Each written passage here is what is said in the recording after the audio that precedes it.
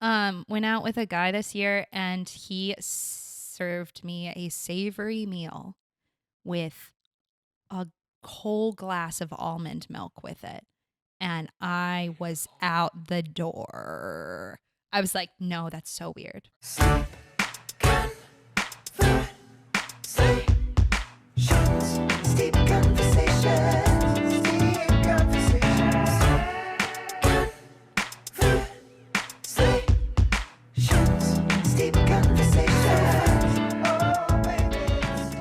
Where are you now? So good. I love that song.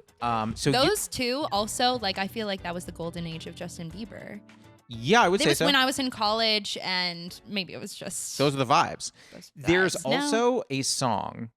So he has a song called "Somebody to Love," yeah. but there's a "Somebody to Love" remix that is with Usher, and that song got so much regular play for me because Usher does a verse, and I'm like, I'm here for it. I was like, I want all the "Somebody to Love." That's funny that Usher like made it more exciting for you. Listen. I don't dislike Justin Bieber. I think he's a very talented gent. But like I grew up a little more with Usher than I did with Justin. So hearing Usher, I was like, heck yeah. Is that the first sip of the tea? Yeah, it is actually. What do you think? It's really good. You like it? I do love some green tea. Well, I guess let's talk about it real fast. So this is Rishi's Bancha green tea. You had asked for green. Is this living up to your hopes? It's outdoing them. This is probably the best tea I'll ever have in my life. Stop, but keep going. I love it. So yeah, as I said, Bancha green tea for those steeping at home. Very standard green as far as you're brewing, 180, 3 minutes. Lovely.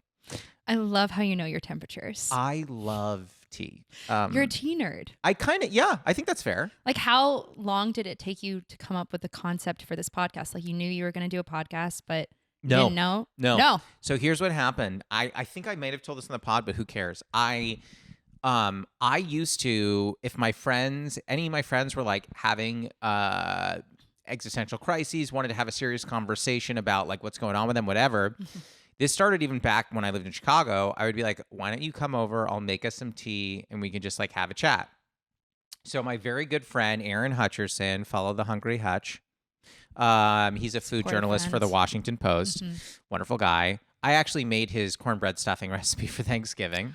Oh, yeah. Close. Incredible. But we were sitting at a restaurant and he had come to visit. We were sitting at a restaurant in Santa Monica, and he was like going through some stuff, and he's like, yeah, I just want to like talk through it. And I was like, why don't we order some tea?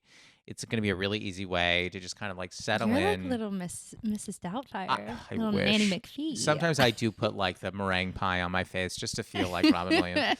But no, I said that to him, and he was like, this, I feel like this is what you do. And I was like, yeah, like deep conversations over tea, like steep conversations as a joke. I was like, steep conversations. And he looks at me and he goes, that's the podcast. And I was like, what happened? And he's like, you've got to do a podcast. You're already having these conversations with people. Why not just make it a podcast and use that name? And I was like, no. And then it took me a second, and then I came back around, and now we're doing it. And now it's like one of the funnest things for me to watch. Do you? Yeah, because we met. So for those that don't know, I mean, we met in acting class. You were the most talented person in the whole wide world, the Meryl Streep of our time. We were Meisner kids. Yeah, for everyone. Yeah, well, so I was going to say, even then, I'm sure you weren't sitting there being like, this guy one day is going to have a podcast. But with you specifically, did you after that? Were you just like, okay, now I'm ready to fly? Because after that, I was just like, I'm ready to fly. And then COVID hit and I go, I lost my wings. I was like, cut. yeah. Cut from the sky. I don't remember how to act. Bye. Yeah, well, we did 2 years in that program. Unbelievable. And my thing looking back is they told us, or one of our teachers told us, the first few years that you're out here in LA, because he knew I had just moved. Yeah. And he said, I recommend that you just do this program and you don't worry about like getting any sort of work as an actor. This was Chip. Like, Yeah. I think you should just purely focus on the craft. And Yeah. looking back, I'm like, no. No. Yeah. There was one person in our class who was consistently getting work, and then there were the rest of us. Yeah, exactly. And they wouldn't show up because they were doing it for money and we were paying money. I know. My favorite part would be like, they'd be like, oh, Bianca's not here this week. And I was like, oh, that's crazy. And then be like, yeah, she booked Bosch. And I was like, he's like, what did you do? And I was like, well, I bought a coffee today and spilled it all over myself before I got to have a sip. So, been a pretty good day for me. But one of my favorite memes from like the strike is this girl, I guess it's a TikTok. This girl says, the actor strike is over. And then she looks at the camera and she's like, time to get back to work. Yeah. And it's like, yeah, because I was working so much. Yeah. So much before. I was booking nonstop jobs. Just like couldn't keep up with the demand for me. Yeah. I mean, it is. Yeah. It's kind of crazy to me because like everyone was asking me how the strike was affecting me, like people who are not in this business, right? Friends of mine from outside of this or whatever, like, how's the strike affecting you? And I was like, affecting me? So much. Just non-stop effect. I was like, and this now guy? I have COVID and the strike as excuses for why my acting career is not up off the ground. I genuinely, when the biggest way that it affected me, truly, and this is so embarrassing, is that because I interview a lot of like actors and actresses as part of the Talks at Google series. And I just wasn't able to do that. It had nothing to do with me actually acting and everything to do with other people acting and me serving as a PR outlet for them. And I'm like, ooh, this hurts. Yeah, that's. But do you pursue like are you trying to be in television and film? Like you want to get. Like, what would you be your dream? Oh, my dream would be to write and star in my own television show. What is yours? I've seen and I saw your web series. Oh, yeah. And I was very, like, on a cliffhanger. Oh, honestly, yeah. I was left on a cliffhanger for it. I took so many meetings on that series, took so many, and then it's just like nothing, nothing went down. Thing I've ever heard. What is your dream?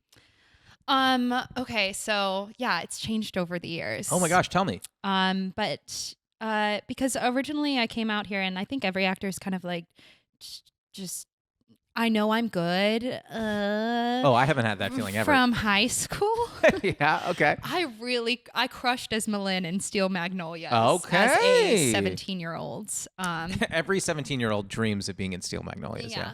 I had a big speech at the end about how my daughter died. I was 17. You were like going to your mom, you're like, so talk to me. I'm trying to channel you. Yeah, it was, and I had to put on like a deep South accent, which I kind of could. I was from the South, but. I was going to say, you're North Carolina, right? Yes. Is that a thicker accent than South Carolina? Or is it similar? I think it's very similar. It depends on what part of North Carolina you're from. I'm from Raleigh, so I don't really think that I have much of an accent. You don't? Okay. That's why I asked. Okay, well, I just dated a guy who was like, yeah, I can hear it. I'm like, but like, could he? Do you know what I mean? Like, that's not a thing. I think sometimes people say that stuff, and I'm like someone said to me once, they were like, I can hear you're from New York. And I was like, I don't think that you can. No. And I was like, not that I would ever hide it, but I spent 10 years in the Midwest and it kind of just beat the accent. Not that I had a big one to begin with, but like beat it out of me. It's like your star sign. It's like, well, no, but I could have told you you're a Gemini. Right. Yeah. And then you go, actually, I'm an Aries. And they're like, oh, well, so your rising sign. And I'm like, you're a liar. Yeah. Jess is gonna kill us. Do you subscribe to it? Okay. So during COVID, I lived with a friend of a friend who I'm putting so much distance already. You're like, I lived with this person. She taught me a lot about it, and I was very skeptical, and I didn't want to know anything about it. I learned a lot through her. Yeah. I still wouldn't say that I define myself as someone who believes in astrology. But you know about it. However, there is a man on YouTube. His name is Chris Rack. and he has this YouTube. Okay, chill. Go ahead. Chill with the faces. Yeah. I don't need all that. I have trouble not making faces. Okay. Yeah. So he does this thing called Menopon Tarot. He does tarot readings. Menopon. Menopon. It's just what it's called. I Oh, don't know. okay. He does tarot card readings. And I went through a crisis of faith last year where I got into insurance sales as an aspiring actor. Okay. I mean, like, we don't talk every day, but Yeah. like, I feel like we are. Do you know that about me? No. Okay. And I feel like we are connected enough that might have come across my plate. But then again, another mutual friend of ours just moved to New York. And because I'm not on social media, I did not know. Yeah. And it's not like I was publicizing all last year my insurance journey. You know, I wasn't excited about. You weren't calling people and being like, hey, do you have life insurance? Because I would love to talk to you. Oh my gosh. So I still have PTSD from it. How long did you last in it? So I started at the beginning of the year, January. Of last year. Yeah. And I didn't completely get out of it until September. So it was about 9 months. Okay. And about $7,000. That you made or that you spent? Spent. Got it. Okay. Yeah. But I mean, this is, I don't know, creatives in LA, I think we're always looking for a place, a way to make money that's not serving, right? Yeah. Absolutely. And so I heard this opportunity through a friend's husband, and it sounded amazing that you could work anywhere, make almost $100,000. And it sounds like a scam when I say it like that. But everyone in the office that I talked to, it was like 10 guys who all started during 2020. They all were making 6 figures. And they were like, we can get you there. And so I was like, okay. I mean, that sounds nice in theory. Sounds nice. Yeah. I am not a finance person. Okay. Do you have to be? I mean, yeah, you have to understand it. Okay. So it entailed like me calling people throughout the day, being that person that calls. Cold calling? It or was, like did people they filled out a form. Okay. And saying that they would be interested, and then you call the form. But usually they don't remember filling it out, or like they're not actually interested, or they want the numbers right away, whatever. You have to get them on the phone, convince them to have an initial meeting with you, with their spouse. And then you have to go through like this 10-step thing of talking to them about how like screwed they would be if their spouse died. And you have to talk to them about like what the funeral would be like and all this stuff. And I am just like this cute little 20-something girl, like talking to these fully grown adults about dying and how much money they have and how like they would be like screwed. I'm not going to make you say the company, but can I just ask if you were to say it, would it be a company that people would go, I know that company? No, it would not. It's not a household name, I would say. Okay. And also, people don't want to think about insurance. No, of course not. So they don't really know. I just wonder if, like, and I understand this is not where you worked, but like, if like a Geico or an Allstate or a State Farm have this same thing of just like, okay, make them picture their own funeral. I'm like, yeah, what? it was very like emotional in order to get people to pay money for something that they usually don't have to pay per month. They haven't been taking on a monthly payment. You're right.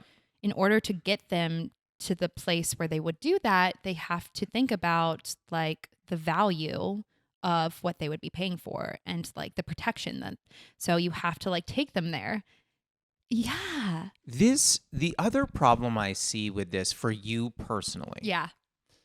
Is that I think that you and I bonded pretty strongly over the fact that we are both can become very emotional, not in a wild way. I just mean you and I both are emotional people, and like we can very much feel. We are empaths and we feel a lot. Yes. I cannot imagine that you can have a conversation with someone, say, imagine your funeral, and then you walk away and go, hey, so what do y'all want to do for dinner? Like I just don't see that being a reality. It was for some people, like the guys in the office who became successful doing it. They were.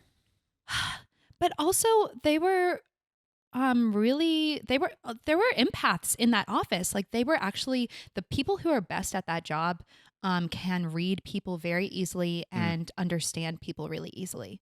Actually, like I remember calling some guy and he was an old guy who was just grumpy. and he was kind of yelling at me on the phone, Oh. as a lot of people did. Oh. And I was just sick of it. I was like, whatever. Yeah.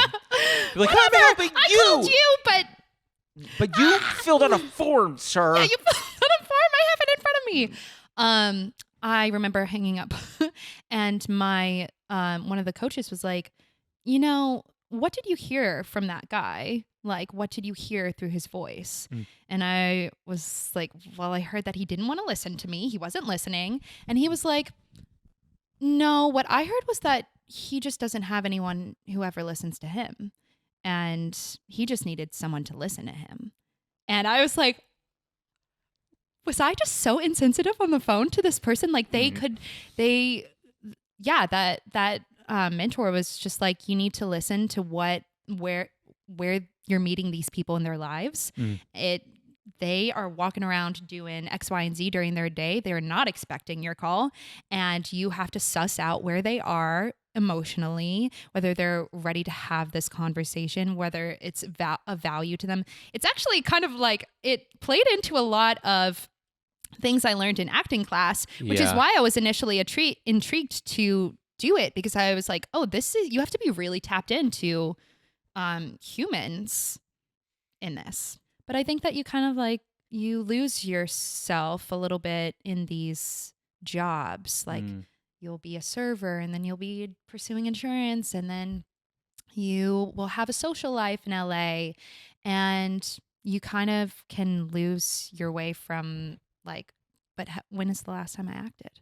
Yeah, I think the other tough thing is, and you may be immune to this, but I am not. When you see someone and they get something, and then you go, huh, and you're not mad at them, right? Could be a friend, could be someone you don't know. You're not mad at these people, but you just go, interesting. I wonder what they are doing that I'm not doing. Yeah. And then you try and look into it, and they're probably doing the same things you're doing, and you go, so what was it that worked for them that's not working for me? And listen, a lot of people say a lot of terrible things about Los Angeles. I actually quite like it here. So I'm not going to bash it at all. That. But I do think that this particular city presents a challenge if you don't have people in your life that can pull you back from the brink when you start having the thought of, like I'm a brunette in my 20s who has acting experience, who looks exactly right for the part, who actually looks very similar to the actress you chose, who actually has more training than the person you, And because I went in to read, and you could tell yourself the thing of like, okay, well, it could have been anything. Maybe that person was experiencing allergies when I was in the room, and they were like, I can't focus on this performance. Maybe I had grayish blue eyes, and they had a bully with grayish blue eyes. Right. Maybe I was too tall, maybe I was too short, maybe I did this, maybe I did that, maybe I coughed before it and it threw them up. I don't know. Could be You could go anything. through all of that, but then you still, I'm not speaking to you, I'm speaking kind of about myself. I will still then be like, regardless of all that, I wonder why it wasn't me. This city, I think, does that more than any other place I've lived. I've lived in New York, Chicago. This city does it. Yeah. I remember a year ago during my insurance era, What are you, Taylor Swift? My insurance era. I'm just using era. Yeah. Era as a word I'm now. more of a lover era, but like that's fine. My insurance era. Yeah. 1989, maybe a little, I don't know. We'll continue. I wasn't going to say folklore because it just wasn't me. I'm a Reputation girl. Anyways. I respect it. Yeah, I remember sitting in the near the dog park in West Hollywood, and just at nighttime and just crying with my friend. Wow, there's a lot of crying. It ends happy, but I cry a lot. It's fine. But I was like, I'm not doing what I want to be doing out here. I'm like I very much have gotten off the path of what I want. And that was like a moment of, okay, let me redirect back to that. And also, did you see that video online of, I think his name is Duplass. What is his last name? Mark Duplass? Mark Duplass. Is it the Cavalry Isn't Coming speech? Cavalry Isn't Coming. South by Southwest. I'm trying to remember what year it was. Might have been 2014, 2015. The Cavalry Isn't Coming. So I'm like, what can you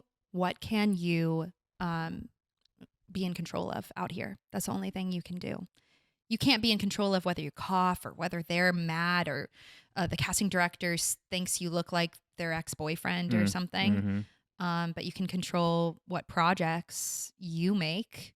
You can control how much you put yourself out there. Yeah.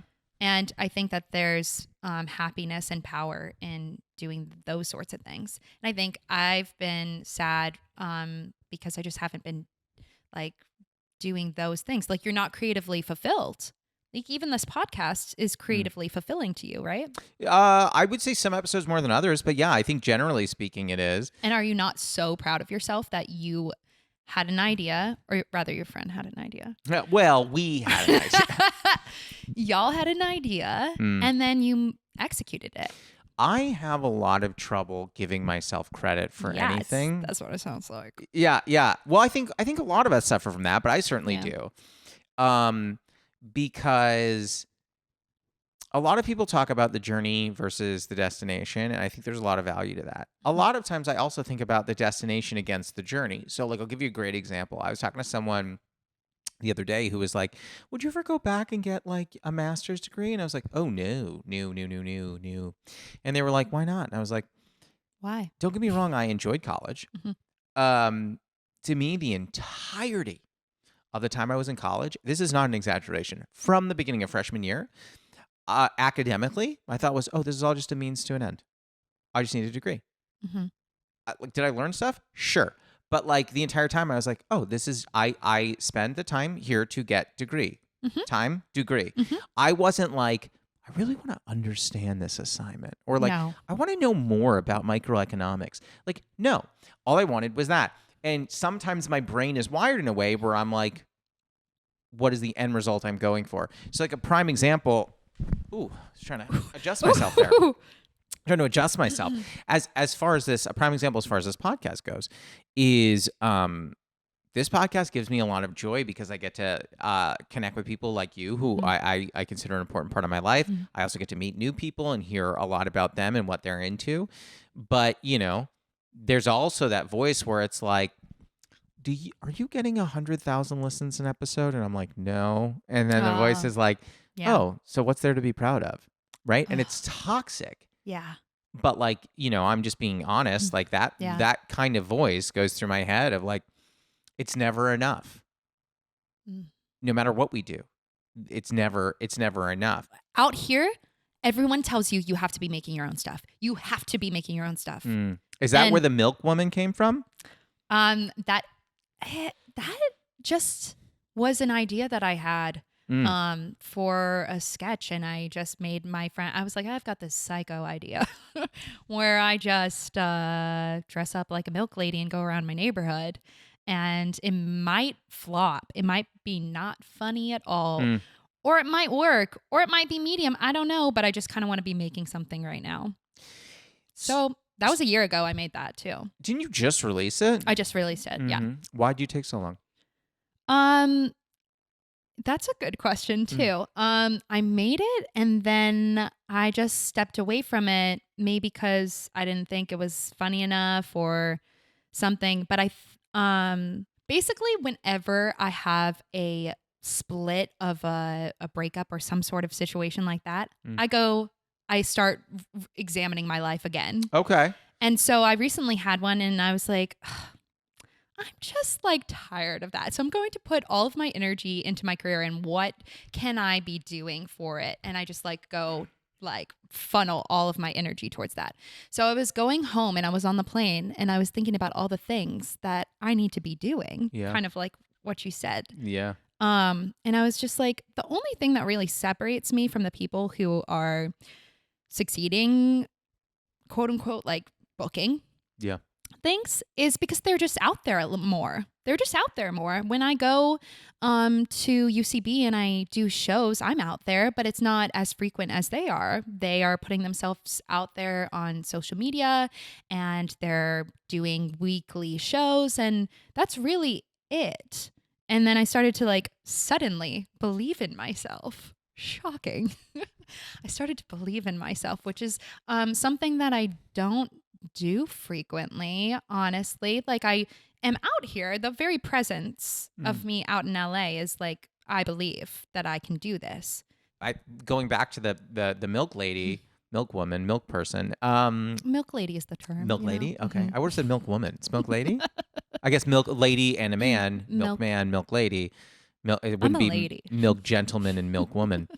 I've never said milk so many times. Also, in I a love sentence. milk. I also love milk. The I also think there's OG such milk? a weird debate about like milk. Like some people find it like such a gross thing. Oh, you're saying you like OG milk, like original. I like OG milk. Okay. I see. Here's the thing. I'm an oat milk drinker, but if someone goes, I drink normal milk, I'm like, okay. Like it's just not a thing I care about. Thank you. I've gotten in a fight with a stranger over milk. People just want to. That is where we are as a society. People just want to yell. I posted a clip from a podcast episode the other day about how we had a dealer, someone who deals like cards at a casino. I was talking about card counting. The clip was edited down to 90 seconds. So obviously you lose some nuance. Yeah. And then a bunch of these people were like, this guy's not even a real dealer. And I'm like, what are you, what happened to you, person? Like, what happened to you personally that you are this upset? Is something going on in your life? Yes. Like, did you just go through a breakup? What's happening for you? So, like, everyone just wants to be mad. And also, I think the people who comment on these videos or on other people are scared to do things themselves. Sure. Like 100%. Why don't you, if you're worried about him not being a real dealer, why don't you go out there and you be a real dealer? Yeah. But I do want to say this before we jump into the first segment. I want to go back to what we were talking about with the milk lady. I have two very talented friends. I've talked about them on this podcast before, Justin Sherman and Joey Bergman, very talented guys. They, I did a video clip with them recently. It was their idea and it was so funny. And they posted it. Excuse me. And I don't know how well it did. I didn't look at the numbers, but I don't think it went 1 million views. And I think that a destructive way to view that is to be like, well, great. You know, didn't get 1 million. What was the point? And then I kind of pull my brain back and I'm like, well, I think it's less important. Like you sat on Milk Lady for a year. It's less important to sit on it and get it perfect. And instead, perfect's the enemy of good. Yeah. Wait till it's 75% of the way there and make 5 different Milk Lady-esque things instead of sitting on the one thing and being like, I need this to be perfect. Because when that potentially doesn't take off, then it's like, oh, I waited a year for this. Yes. And it's really hard. And let me be clear. I'm not saying this to you alone. I'm saying this to us. Yeah. I'm saying it to both of us. Yeah. Not every idea is going to be your genius, like Goodwill Hunting, like one of my out favorite of this movies. world idea. Yeah. And that's But fine. maybe one of them will be, or maybe one of them will be, if you put them out enough, you'll have a kernel of a genius idea. Yep. And then people will see it and give you good feedback. And you go forward with that. It's throwing spaghetti at the wall, which is what I've heard people say about your 20s, 30s. Like, that is the time. Now is your time to just, that's how the most successful people got successful. Like all of the CEOs were just like, I don't know what I want to make or what I want to do. So I'm going to try 1,000 things. And and there's nothing wrong with that. And I think the funniest thing is like when you see a dud in your, in the things you release and you go, man, this just must not have been good. And my response is always, maybe it wasn't good in that very moment. Right. But then you think about it, right? Like if Milk Lady didn't do 1 million, I don't know how it did, but let's say Milk Lady didn't do 1 million. It did 1 million. Okay, great. Well, that's great. But if you release one that doesn't do 1 million, maybe it only did 1,000, but one of those 1,000 people, it's their favorite sketch. Yeah. And they show it to friends and family. They go, I have to show you this. Like it's so funny. Yeah. But well, you're here's never the thing. Know It's that. like one of my first sketches that I've posted. Great. And so I was very new to the TikTok game. And so it was just crazy to see 20 people like a video that I didn't know. They were just strangers. And that's so exciting. That's the whole thing. Why That's else so do you do cool. it? That's the thing. They saw my humor and they were like, that girl's funny. And it wasn't like a little like friends being supportive. And it was like they thought I Standalone was funny, and I I hope did that I too. can. I hope that I can keep that like excitement as I go on making videos, and just be like, if I get 20 likes from strangers, that's amazing. And you're on your hustle, and you just have to have faith that one day, like it will all it will all lead to something that is worth it for you. Yeah. I think this is as good a time as any to go to the Newly Friend game. Are you ready? Yeah, sure. So the first segment is called the Newly Friend game. It's like the Newlywed game, but we're friends. I'm going to ask you a question. You are going to write down your answer. Don't say it out loud, and don't show me. And I am going to write down what I think your answer is, and we're going to flip our boards and see if we got the same answer. And then we'll do the same or a different question for me. My question for you, and I'm going to make this hard for myself. My question for you is, who is, and again, don't say it, write it down, who is an actress that really inspired you to want to pursue this? Could be anybody. And don't say it out loud, but an actress that, and it doesn't have to be the actress, like the one person, but an actress that inspired you, or actor that inspired you to want to pursue this. I think my number 2 choice is going to be viewed as controversial, but I think 1 and 3 will not. Okay. All right, you ready to flip your board? Yeah. All right, flip your board. This on is not going to be a match. on. You don't think so? On 1, 2, 3, flip. Zoe Kazan, Emma Thompson, Amy Poehler. Honestly, I love every one of your answers, and I would watch everything. I knew you were going to say Meryl Streep. So I said Meryl Streep is my one, Yeah. Anne Hathaway, and the one that big swing I wanted to take, actually, I wanted to put Sally Field Sally as my Field, one. we love Sally. So I think Sally's amazing, but I actually want to say this. Zoe Kazan, she is in a criminally underwatched movie called Ruby Sparks. Oh, And isn't that where she met Paul Dano? I don't know if they knew each other before that or not, but her performance in that movie is So good. so intense. And I don't want to give anything away because I think everybody should see that. Yeah. My thing with Zoe Kazan is she just always chooses projects that are different. Yeah. And that's what, maybe it's more like what I want my career to be. She also writes too. She wrote a play. Didn't she co-write Ruby Sparks? Am I misremembering this? I'm not sure. I know should that know. she... Didn't she co-write? There was a movie that she did. I think Paul Dano and her like co-directed it. Where Yeah. it was like something about like wilderness, or it was. I She's think our Jake indie darling. Gyllenhaal was in it. Yeah. Jake Gyllenhaal. I think he might have been in the movie. I don't remember, but she did do like a really out there flick. I think, in the past few years. Yeah. I just love her. I think Yeah. she's weird and kind of off, and not like your regular like ingenue girl in Hollywood, but she has made Does her own stuff. Yeah. I also want to call out the other two that you have there. I think that Emma Thompson is in the echelon of your Meryls and your Sallys and all this. 100%. But I don't think she gets talked about as much as the rest. Or your Dame Judi Dench's. Love Meryl Streep.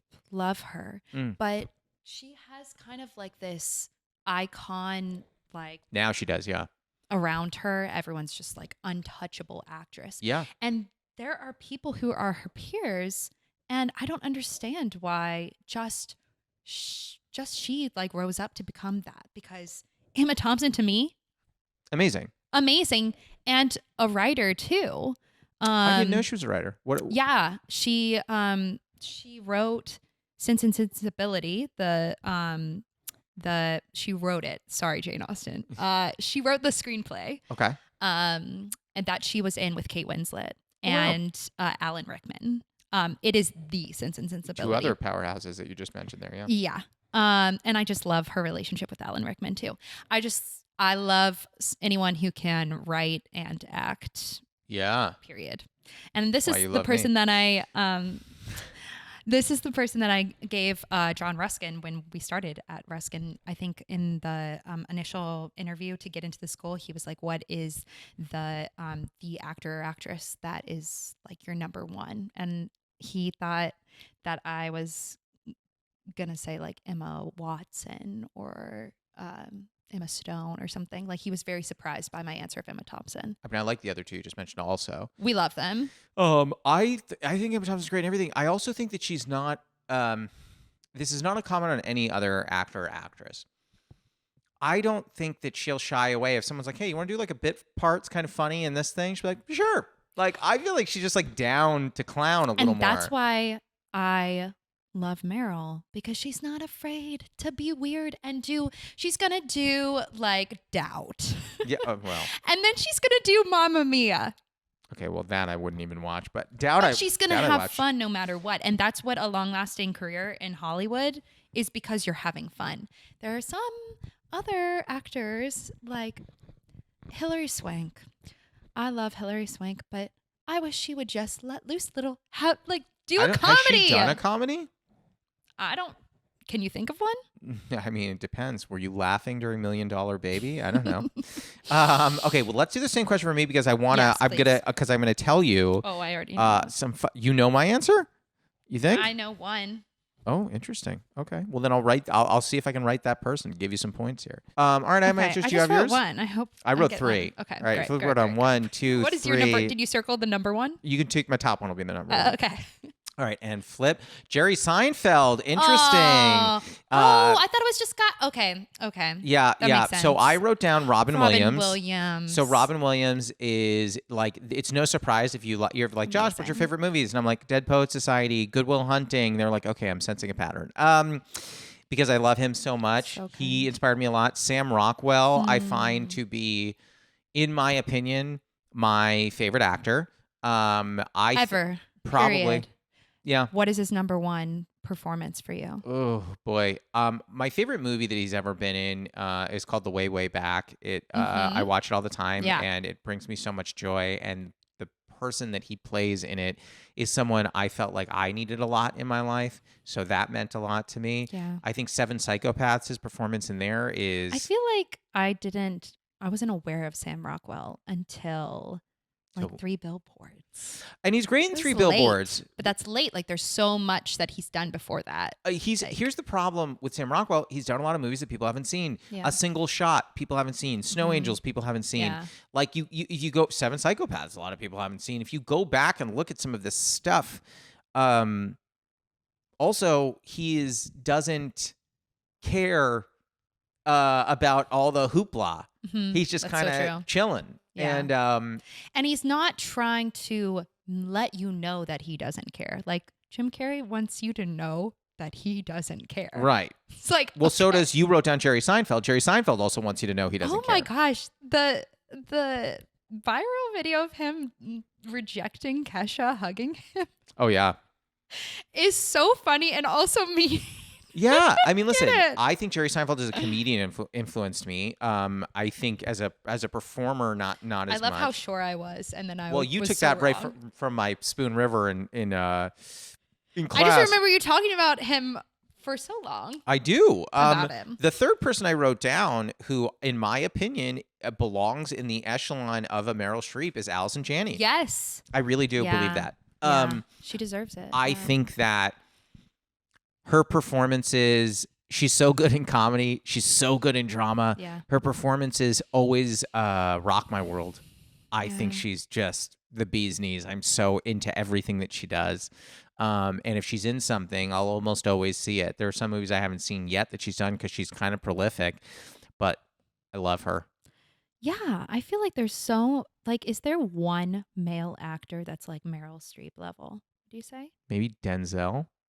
I feel like there's a lot of male actors who are male actors who are like kind of the same. There's not level. the person. There's not the person. And why I said Meryl on this? I mean, Avi. Yeah. But just interesting. Yeah, I mean, I think the closest might be Denzel. It might be. Now, I would say Tom Hanks. Oh yeah, then maybe yeah. That's a good answer. Tom Hanks is probably a great answer for that. Yeah, I'd say those two, but I also think that like a Denzel, a Leo, a De Niro, they're all so different. They're very different. But on the female side of the house, I do think that like Meryl's kind of on her own island at Yeah, this she's on point. her own island. Yeah. Which I don't know if that would be fun. No, I wouldn't. I don't want to be the best. I want to be. Yeah. I want to be the one who has the most fun. I don't want to be the best. And I also think it must be hard when she's on projects because no one will ever tell her, hey, could you go in a different direction for that? I wouldn't. If I'm directing her, that's like if you're coaching Michael Jordan and you go, I don't love the way that you're doing that. Exactly. He'd be like, oh, you don't? Yeah? How about my 6 championships? Do you not like those? And I'd be like, we're not talking about that. Right now we're talking about this. We're collabing and you kind of went too far with that. Yeah, Like, I would be scared to direct her, but also I think I would just go for it because like what's the worst thing she's going to be like, you're the worst. And I'm like, probably. Probably am. I agree. You're not. Yeah, because there's in season 2 of Big Little Lies, she has. Oh, I only saw the first season, and it was enough for me to not see Meryl the was second. in the second season, and you didn't see that. I didn't like the first season. I don't really want to go watch the second season. You can put your board down, by the way. We're done with the game. I'd like to. You Take can a hold few on. Notes. No, you can hold on to it. Hold on to it. You didn't see season 2. I disliked season 1 enough that going through season 2 was going to be a torture I didn't want to do to myself. There's a few shows that people she love. has a character in that's a little Cuckoo for Cocoa Puffs. Yeah, a little kind of not in the grounded world of like. That show's not really in the grounded world. I feel like they seem real. The things that take place are crazy, but like they don't seem like Search Party. The characters in Search Party are crazy. Well, the first 2 seasons of Search Party are not crazy. You start going into Haywire Town. That's true. It did change, but her friends are kind of little like Elliot and oh my God, what's her name? Sierra? Portia. Portia's not real. That actress She's is real so and she's funny not though. real. She's so good. I mean, obviously, like John Search Early. Party is ideal. Number 1, if I could be on a show, Search Party. Really? Search Party. Interesting. Do you often think to yourself, like, okay, like when I'm positioning myself, whether it's in an audition or positioning myself, like if I'm going to write things, what am I putting out there to so that people know what I want? Yeah, for sure. Like when again, I keep going to Milk Lady, but I just saw it the other day because I think you just posted it. Yeah. When you did that, were you like, I think this is going to put me in the right like light for what I want to be. I want to be doing kind of this kind of wry, winky kind of like comedy because you played it straight, but it is a comedy. So it's like, are you trying to say like this is kind of what I would like to do? That's just how it ended up. Like I didn't think about it. I just tried to play to my strengths, and I think that my strengths will fall in like 2 or 3 different tones of television, and one of them is like kind of like that office vibe, which I feel like Milk Lady was kind of like officey. Yeah, I could see that. Like someone who's getting interviewed and is like completely like, I'm right. I think that I did a bunch of dramas in high school and I felt like I was very good at. I also did a bunch of comedies, and I thought that I was a dramatic actor when I came out. And then I just thought about like what the day-to-day would be like. And whenever I'm doing a dramatic scene, I'm constantly like, am I in my head? Do I have all of my specifics? Am I feeling enough? Oh, geez. And I can try to get there, and sometimes I can feel great about it. But there's nothing like just like feeling like you landed the timing of a joke and you're laughing all day long when you're filming. Yeah, I actually, shows, and you're improvising, and I prefer doing comedy. I think this is going to ruffle feathers. I think doing comedy for me sometimes I think it's harder to do comedy because you actually have to land that stuff in a very particular way. One of my favorite things to do that you just don't see a lot, or maybe it's me, maybe it's my narrative worldview that I don't see a lot. Improvised dramatic scenes. Oh yeah. Because I think there are a lot of directors, like a Judd Apatow, for example, and there are many other directors that do this who are like, let's give a lot of room, let's find the jokes, and then he has people who take notes, his assistants take notes on the improv and be like, oh, I like this improv, I like that improv, let's put this into the next take. I don't think anyone's like, okay, in this scene, you know that she cheated on you, and you also know that you drove her to it. I want you to come in there. You know what the idea is. We have the dialogue written. Ignore it. Go in there and have it out. Oh, I feel like Marriage Story. Like Marriage, yeah. I mean, that was, oh boy. didn't Was they it? improvise I a don't lot know. of that? I don't know. Haven't you seen those videos where it's like the script going up and then Yes. what they actually did? And I feel like a Marriage Story for sure. They were improvising. That in was that visceral. role. That movie gutted me. I remember I saw it and I said to Jess, I was like, maybe like she was like, because I was telling her what movies like, some recommendations to watch. This Mhm. is, when we were long distance. I was like, I wouldn't watch this if I were you. She's like, it wasn't good. I was like, no, I think that this will really gut you. Like this is a tough one. This is a tough watch. And I don't know Yeah. if it's Adam what you want to Driver watch. screaming, if you could die and it wouldn't affect like our child, I would want that. I don't remember that, but I remember him That's going. an improvise. I'm pretty sure that's improvised. I remember when he was like, you shouldn't care that I slept with her. You should care that I shared a laugh with her. And I'm like, no, I would care about both. I was like, oh, is that what it is? Oh, yeah. That's like trying to be a dramatic little play. Yeah. Well, I there. just love like if Jess came home and she's like, listen, I banged this guy, but I want you to know we didn't share a laugh. I wouldn't be like, oh, thank God. We didn't share a laugh the whole time. I was looking deep into his eyes and had a soulful connection. Yeah. Listen, while we made love unprotected, I want you to know I never laughed once. Like I'd be just bared my soul. Yeah. I'd be like, no, you know what? Weirdly, I still shouldn't care. care. I still really care. Oh my gosh, the lines in these movies. I know, but I do think that like an improvised dramatic thing really works for me. Yeah. I like being able to do that. I just think that all of the best dramatic actors, a lot of them started out doing comedy. It's funny. It's like you nailed dramatic and you're like, I want to go comedic. Do you find like if someone... I love that you say that I nailed dramatic. From what I watched, Okay. from what I saw, do you think like if someone pitched you like, hey, I want to do this uber dramatic thing, do you want to do it? Would you be like, sure? Would you be like, I kind of would rather be doing comedy at this rate? Never say no to any opportunity. Okay. Other than that, obviously, yeah. If anyone wants to give me a dramatic pilot on an Amazon, I'll take it. Amazon's where you went. You didn't want to go HBO? You want to go Amazon? No. Okay, sure. I'm a Prime girl. Are you?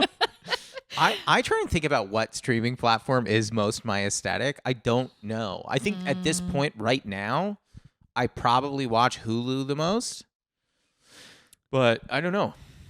Yeah, Hulu's where I go for reality. Well, I guess this is as good a time as any to jump to the lightning round. Are you ready? Okay, I'm ready. Okay, so the lightning round is 5 fast questions. It doesn't have to be fast answers. Am I writing them? No. Okay. And I use... I just say them. Yeah, you just say them. And I like to use an index card because it makes me feel like a late night talk show host. You are. So, question 1.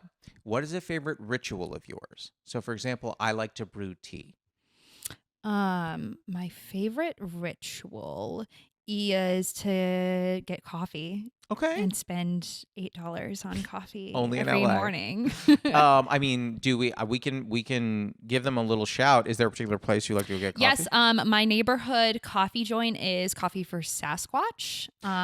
Isn't that what that's in like isn't it WeHo kind of area? It's La Brea and Melrose. I've driven by it. Yeah. Mm-hmm. That's right where my apartment is. If anyone wants to stalk me. Yeah, come hang. La Brea and Melrose, that's also near one of my favorite sushi places. Kind of like a slept-on sushi place called Murakami. Yeah. Have we talked about that? No. You just knew that's what I was going to say. I just knew. It's great, right? I haven't tried it yet. What does it mean? I'm still exploring my neighborhood. I haven't. This is the most basic My roommate comment. doesn't like sushi. Well, your roommate's cut off. Question 2. What is a running bit you have with a friend or partner that makes you laugh? The running joke is that me and my roommate are in a relationship together. So everyone in our friend group kind of thinks maybe, but they're not sure. If you're living with a person I think you are, I think I messaged you at one point being like, y'all are real tight. We're real tight. Yeah. Tight. Yeah. Is it Emma? No. I'm trying to remember her name. You can find her.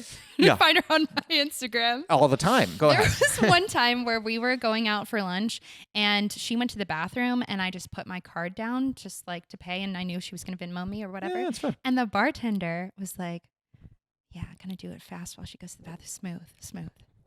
And I was like, You're like, even this bartender thinks we're dating. I think that's why neither of us are successful in our relationships I with can't men. imagine like if a guy, like you've been on a few dates with him and you're like, oh, I want you to be my roommate. And then like that guy just sees how you two bond and goes, I could never compete with this. Yeah, that's why I keep them far away for for at least 12 dates, you know? You're like, we need to, you can't see how besties I am with this person because it'll just ruin your confidence. It'll discourage you Yeah, because yeah.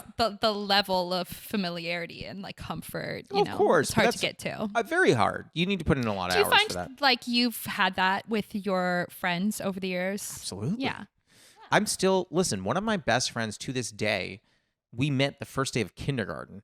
So like when Jess and I started dating, not that there's a competition, but Jess was very much like, Jess has even said to me multiple times that like the number of people that I have such close relationships with was at first somewhat intimidating because she was like, this is a lot. Yeah, and I think first meeting you also, you do have a lot of close relationships, and I wasn't like I hadn't come into contact with many people who have that many close relationships. Interesting. Like I thought, oh, you can't have that many close relationships. You have to have like 4 or 5.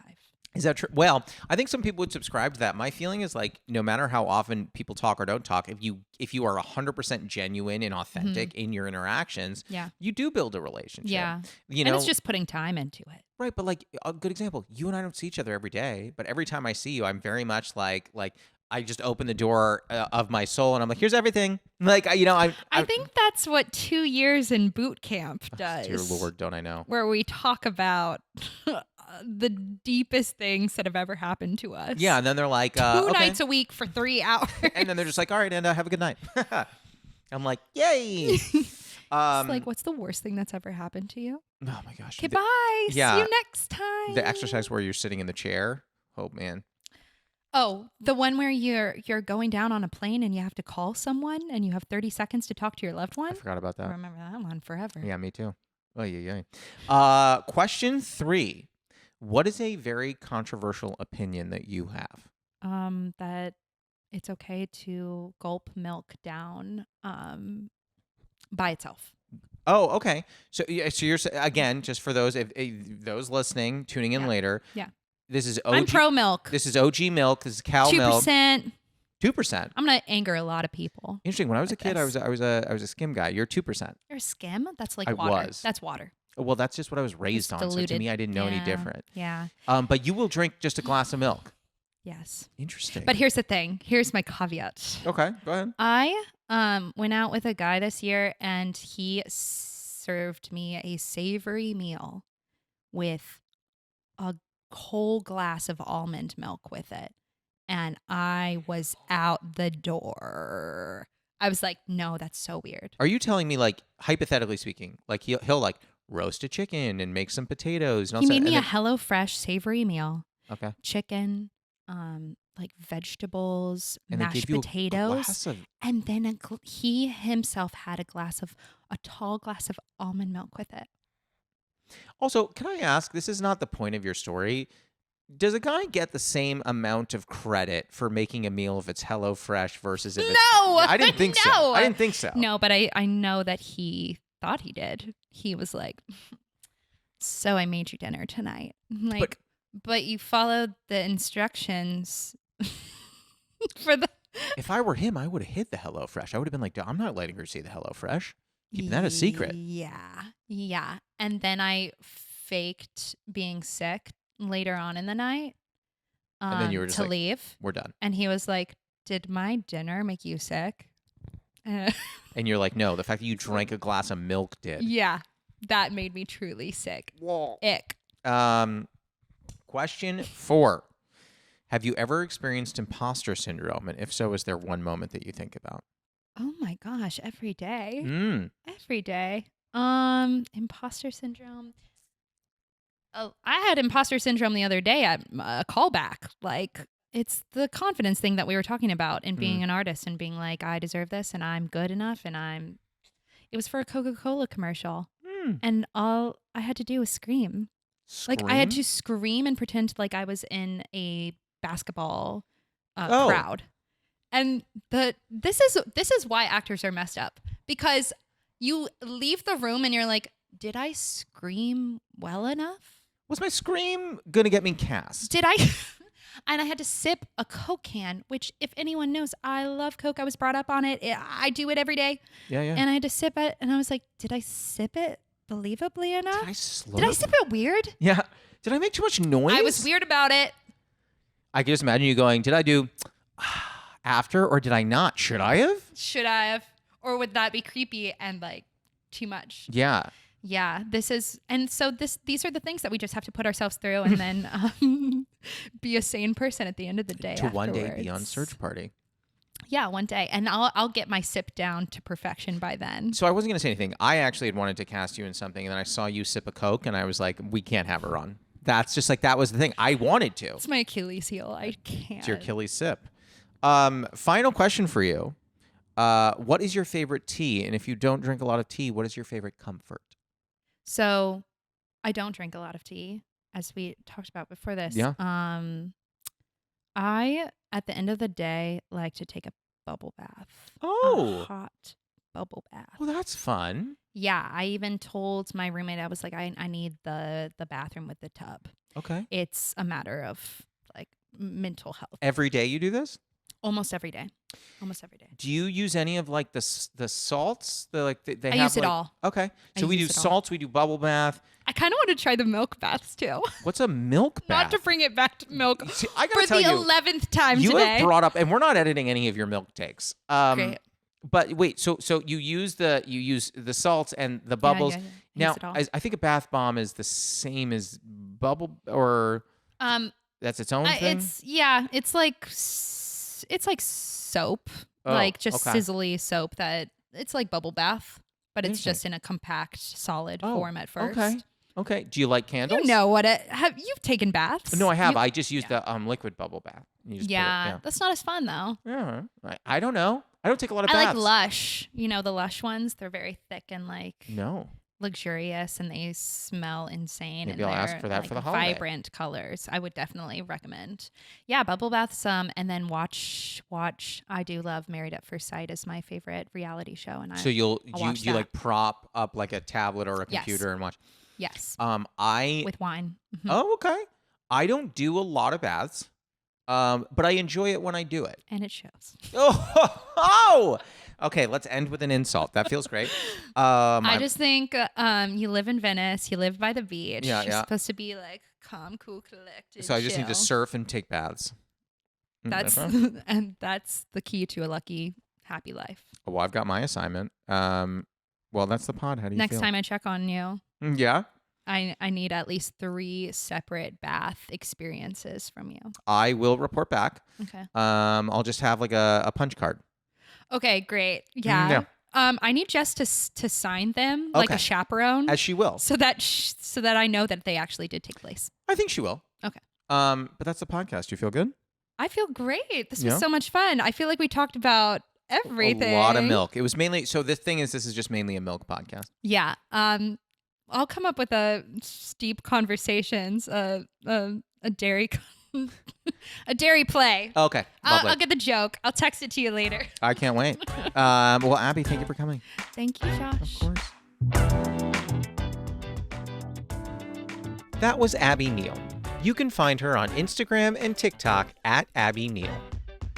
We'll be back next week, so until then, happy steeping. And also Bloodso's, which is a Texas barbecue place, which is right around the corner. I don't eat meat, but it sounds lovely. Didn't you eat? I'm a pescatarian. I eat fish, but I don't eat meat. But didn't you eat meat? No. No, I Oh, stopped. you had the smoked salmon. Yes, sure did. balls. Yeah, I remember. Well, that sounds weird. Smoked salmon balls. We can let's